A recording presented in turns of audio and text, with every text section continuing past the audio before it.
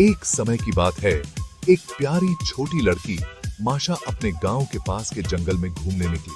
माशा को हर जगह घूमने और खेलना बहुत पसंद था। उस दिन भी वह जंगल की सुंदरता में खो गई और खेलते खेलते गहरे जंगल में चली गई। चमटा में थी। थोड़ी देर बाद माशा को एहसास हुआ कि वह रास्ता भटक गई है। अब उसे डर लगने लगा था। तभी उसे कुछ दूर एक बड़ा घर दिखाई दिया। ये घर भालू का था। माशा ने सोचा, चलो वहां चलकर देखती हूँ, शायद मुझे कोई मदद मिल जाए। माशा ने दरवाजा खटखटाया, लेकिन कोई जवाब नहीं मिला। वह दरवाजा खोलकर अंदर चली गई। भालू उस समय जंगल में खाने की तलाश में गया हुआ था।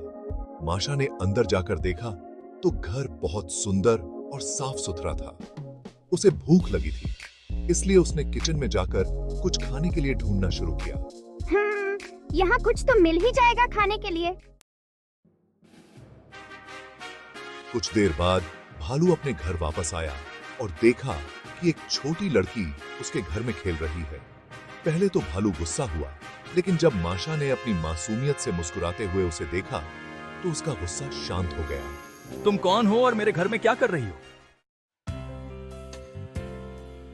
मेरा नाम माशा है और मैं रास्ता भटक गई हूँ। क्या आप मेरी मदद करेंगे? भालू ने सोचा कि माशा को घर ले जाना सुरक्षित नहीं होगा, क्योंकि वह रास्ते में कहीं और खो सकती है।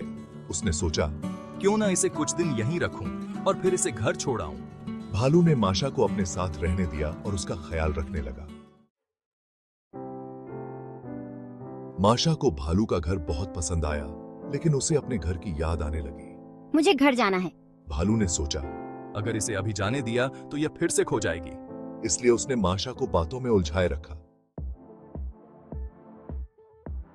लेकिन माशा बहुत चालाक थी।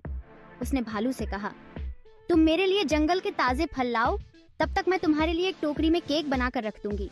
भालू को यह बात अच्छी लगी और वह तुरंत जंगल में फल लाने चला गया। माशा ने जल्दी से टोकरी में खुद को छिपा लिया। जब भालू वापस आया तो उसने सोचा कि टोकरी में केक है और वह उसे माशा के गांव ले जाने के लिए तैयार हो गया। भालू ने टोकरी उठाई और माशा को बिना जाने ही उसके गांव की ओर चल दिया। रास्ते में भालू थक गया और टोकरी को नीचे रखकर आराम करने लगा। तभी माशा ने धीरे से टोकरी से सिर बाहर निकाला और भागकर अपने घर पहुंच गई। जब भालू गांव पहुंचा तो उसे समझ में आया कि माशा ने उसे चालाकी से मात दे दी है।